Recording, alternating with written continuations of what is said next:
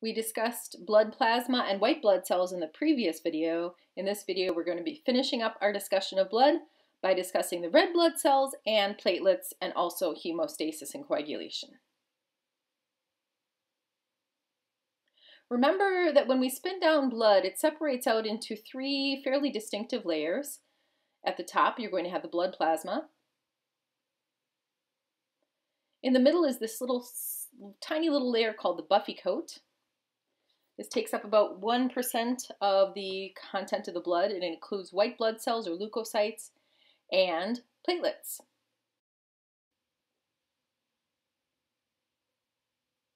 Then what spins to the bottom of the test tube is going to be the red blood cells. This takes up about 45% of the blood content. Red blood cells, also called erythrocytes. So we're going to start this conversation about erythrocytes by discussing EPO, or erythropoietin. That IN at the end of the word indicates that it is a protein. Words that end in IN are usually proteins. And erythropoietin causes a process called erythropoiesis, which is the development of red blood cells. 2 million new red blood cells developed on average per second. This occurs in the red bone marrow. Here we have our blast cell, our naive hematopoietic stem cell. This is our hemocytoblast. We saw it once before when we did leukopoiesis, or the development of white blood cells. This was also the blast cell there. I'm not sure exactly how long it takes. I've seen different estimates on this, but it takes on the order of several days, 3 to 5 days, 2 days, I don't know, to go from the state of hemocytoblast, which is the stem cell, to the state of the reticulocyte, which is an anucleate, immature red blood cell. So the nucleus is actually excised out of here, and reticulocytes take up about 1 to 2% of the total red blood cell content. There is some role similar to red blood cells. It has some oxygen carrying capacity, for example, but there's no nucleus. All right, and then it takes about 2 days to go from the reticulocyte to a full-on red blood cell. So let's discuss that. The red blood cell is about 7.5 micrometers in diameter. Again, it is anucleate. There's very little in the way of cellular content, like what we would normally consider a cell. It is not a cell. It is not a cell. It has no nucleus. It has no organelles. It lasts a long time for a cell that does not regenerate, 120 days. And because it doesn't have a lot of cellular content, it has plenty of room for hemoglobin. Hemoglobin, the oxygen carrier. 97% of the cellular content of a red blood cell is hemoglobin. Basically, it is a membrane carrying around hemoglobin, which has this red color. So let's discuss hemoglobin. So here I'm going to be drawing, oh boy, it's just awful, y'all, but this is where I'm at right now with hemoglobin. I decided that I would go ahead and put the effort in to try to draw the thing, even though it's quite tricky to draw proteins because they kind of twist around each other and so on. See this subunit here, I made it really skinny. I'll show you. It's supposed to touch the other one next to it, and it does not, but we'll do our best.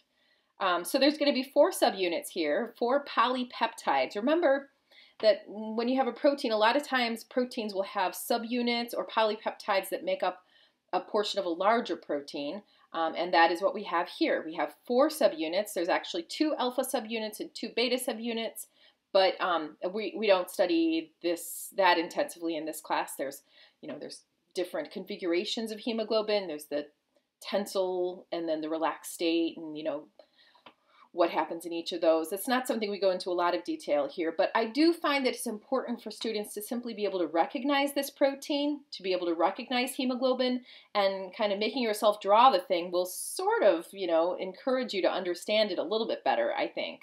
And I find that students just don't really learn it that well if we don't take some time with it. So we're going to have these little red discs in the middle of each of these. So there's going to be 4 larger structures called globins. The entire thing is called hemoglobin, remember, and that's basically broken up into 2 words. There's going to be 4 globins, which are your polypeptides, and then the rings in the center there, which actually give it that red coloration, are heme pigments or heme pigments. So there's 4 hemes inside of there. I'm not sure hemes is supposed to be pluralized, but anyway, there it is. In the middle of each heme pigment, you are going to have an iron atom, and the iron can take on a charge of 2+ or 3+, depending. So we're going to just call it iron for now. And iron is important because it's iron that actually binds that oxygen. So this brings us back to the central point of red blood cells in the first place. We know that red blood cells are the primary oxygen-carrying structures of our bodies, and there's just so many of them. Again, 2 million made per second, and they last for 120 days. So there are massive, massive numbers of red blood cells making their way throughout your blood. They are what give your blood its red coloration, and specifically, it's that 97% hemoglobin that gives your blood its red color. And specifically, inside of the hemoglobin, it is those heme pigments that give the hemoglobin its red coloration. So when it comes down to it, it's just this one single little structure, and it does tend to look a little bit different when it's carrying oxygen around, when there's 4 oxygens bound here, versus when there are fewer than 4 oxygen bound. So there are 1 or 2 or 0 oxygen bound. The pigment will look different. It'll have actually a different color. So it's a bright red color when oxygen is bound, and then it's a darker purplish, kind of a darker shade of red, basically, when oxygen is not bound. So that's the whole point. The whole point of the whole thing, of the red blood cell is carrying around oxygen, and it's essential that those irons are in the right configuration, and that the hemoglobin is shaped correctly, and that the red blood cells are high in number so that you can efficiently carry oxygen to the tissues of your body, which are thirsty for oxygen. And it might also help to recognize that the tissue of your body that is the thirstiest for oxygen would be the skeletal muscles, especially in terms of times when you are exercising. If you're an athlete who wants to get the best level of energy possible, you're going to want to send lots of oxygen to the muscles of your body so that they can get nice and strong, so they can develop correctly, so that oxygen being sent to the skeletal muscles in particular is a big story because, well, it's just a big story. Oxygen gives you energy. Oxygen allows for the metabolism to work correctly in your skeletal muscles, so the more oxygen they get, basically, the stronger you can be. So let's go back to the story of EPO, erythropoietin. The idea is, again, that when you release erythropoietin, which is naturally released from your kidneys, then you are going to allow for your muscles to have access to more oxygen. So in terms of when EPO is released from the kidneys, well, it's released on a regular basis, but sometimes you actually want to have more EPO released from the kidneys, which means that then in turn you'll be manufacturing more red blood cells over the course of several days. So let's talk about the circumstances in which that would happen. Under what circumstances would your kidneys naturally begin to produce more EPO, and in turn your body produce more red blood cells? So the first circumstances we're going to discuss is under certain situations, you might actually have reduced numbers of red blood cells. Perhaps you removed them from your body on purpose through blood doping exercise, or perhaps you just bled a lot during, for example, monthly menses or during an accident or something like that. So reduced number of red blood cells gives us the idea then that there is a particular number that our body is kind of aiming for. And it actually depends on whether you are a biological male with regular kind of average testosterone levels, or whether you're a biological woman with lowered testosterone levels. Testosterone actually has quite a lot to do with this. It turns out in the presence of testosterone, we manufacture more red blood cells. And so for men, for biological men, and I know there's lots of implications and lots of conversations to have about this, but generally speaking, men have access to more red blood cells. Therefore, they have access to more energy. Therefore, their muscles are stronger. Therefore, their bones are able to grow longer, and all kinds of biological advantages. A biological male who has had access to testosterone throughout his lifetime will actually have a greater number of red blood cells, just basically 20% more. That's basically what it comes down to. There's very little overlap here. So we're going to go ahead and put the number for men down to about 5.5 million per millimeter cubed. And for women, at about 4.8 million per millimeter cubed. That's just about an average. I've seen different ranges for this, but rather than giving a range that can be kind of confusing to remember all those numbers, and also the range seems to differ no matter, like if you look at 3 different sources, you'll find 3 different ranges, so we'll just go ahead and put these numbers down.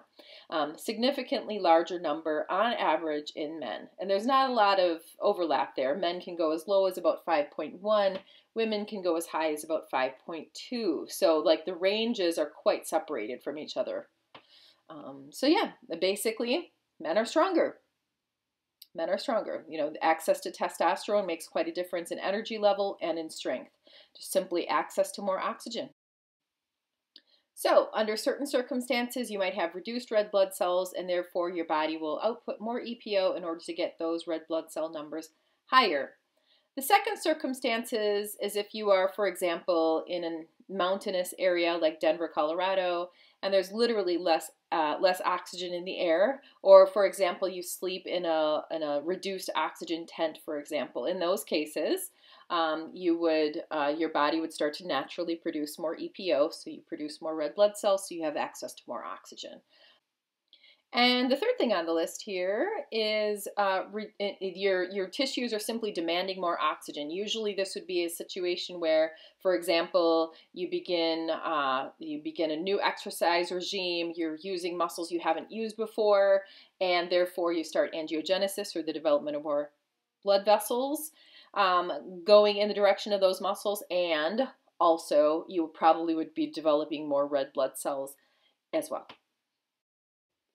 Well, let's go ahead and discuss our platelets then. Platelets, remember, are part of that buffy coat in the spun down blood. And there's a process called thrombopoiesis, which is the development of red blood, of platelets. So remember that the development of red blood cells was erythropoiesis. The development of white blood cells was leukopoiesis.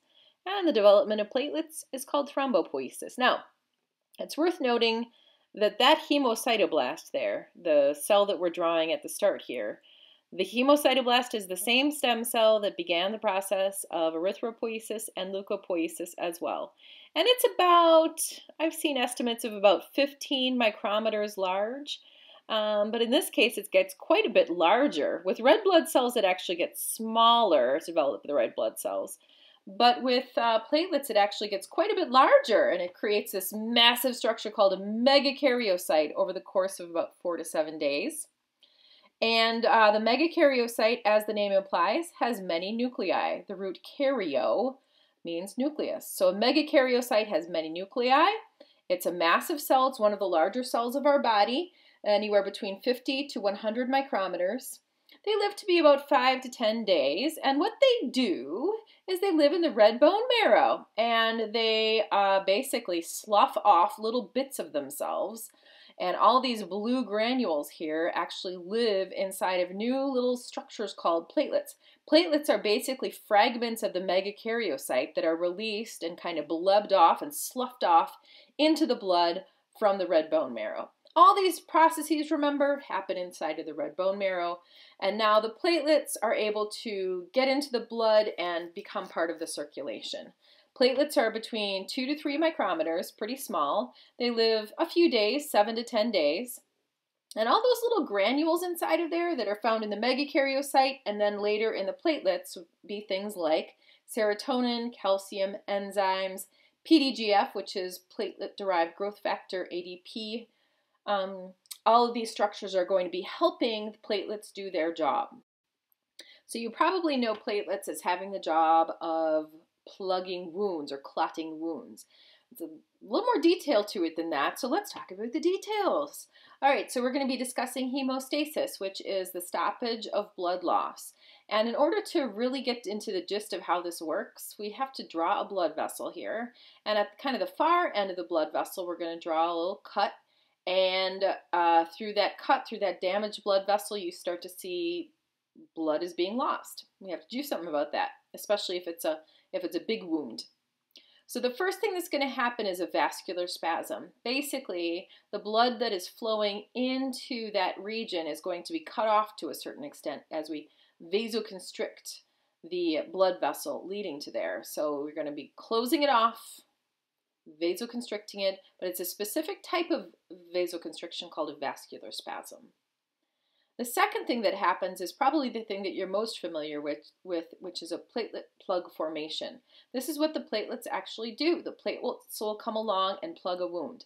But why? The question is, why do platelets become activated when there is a wound? And the answer is collagen. So it turns out that the blood vessel is made of 3 different layers. We're going to be discussing this like 3 or 4 lectures down the line. There's 3 layers to the walls of the blood vessels. There's collagen on the outside, there's muscles in the middle wall, and then in the very inside there's simple squamous epithelium. It's called an endothelial layer. Turns out that when you break open a blood vessel and you expose the collagen, which is on the outside, the collagen is now newly exposed to the blood, and collagen is not supposed to be exposed to the blood. Only that inner layer, or that endothelium, the simple squamous epithelium, is actually supposed to be exposed. And so in those circumstances, what happens is the collagen actually sticks to the platelets and starts to stick them, and they start to stick in place and they form a plug, and then they start to break open as well, which is going to be a big part of the 3rd stage of hemostasis as well. So the first stage of hemostasis was a vascular spasm, which is vasoconstriction of the vessels leading to the site, reducing the flow of blood to that region. The second stage is platelet plug formation, which is kind of a temporary plug that is popped into place.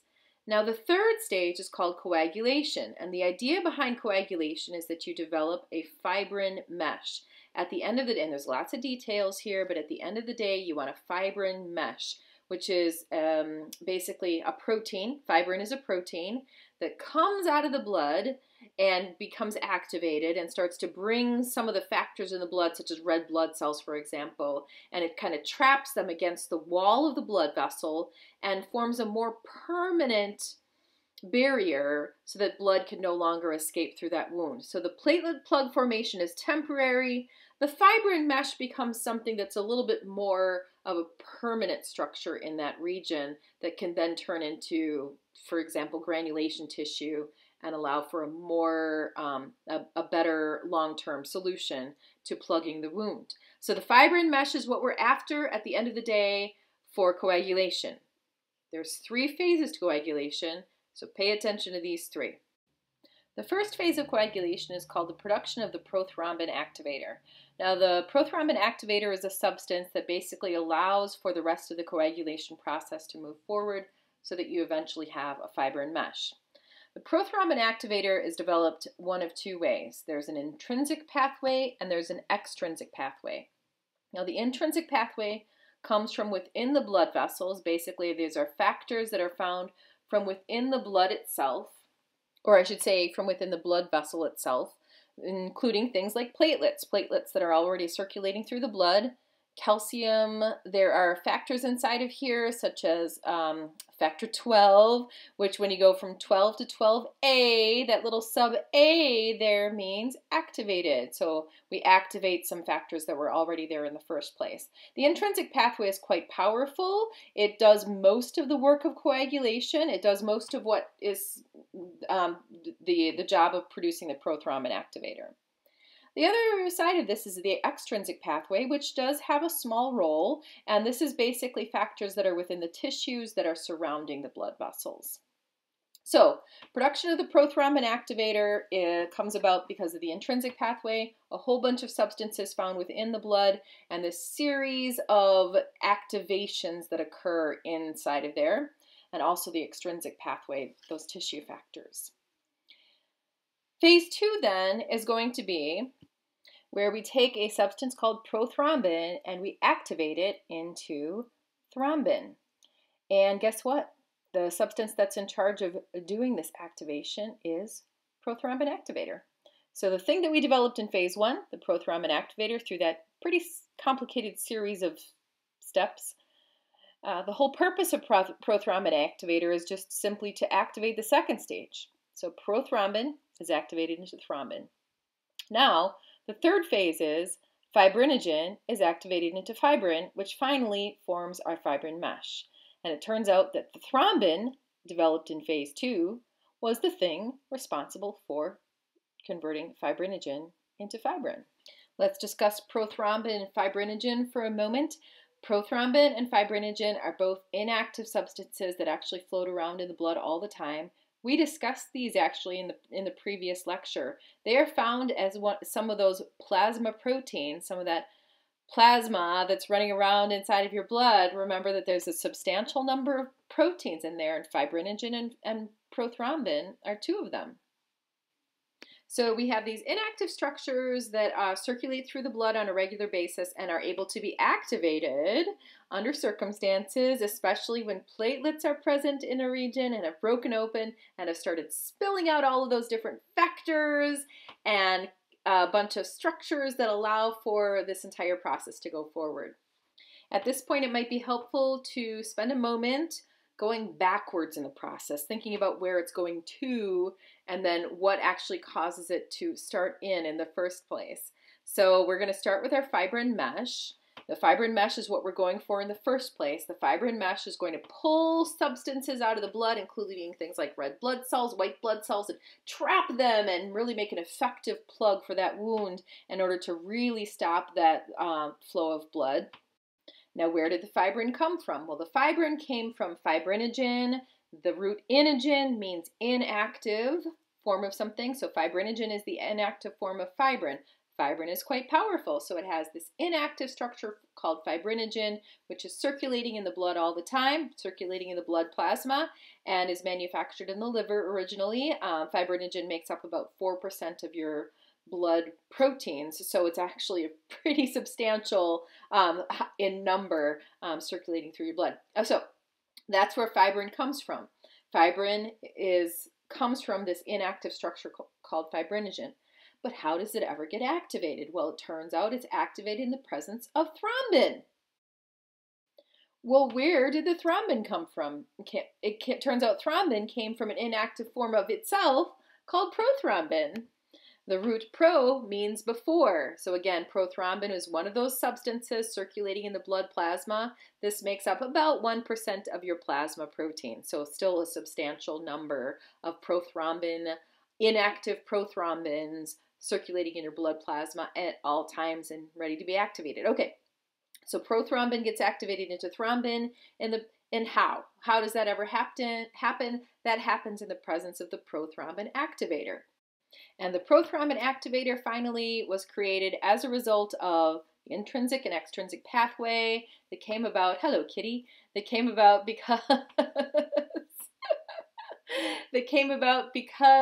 there was a wound in the first place. The intrinsic pathway is a series of structures inside of the blood vessels, and the extrinsic pathway is a series of structures outside of the blood vessels. The intrinsic pathway is quite important and quite powerful and really helps to develop that series of things that has to happen. It helps to develop the prothrombin activator, which in turn activates prothrombin into thrombin, and which in turn activates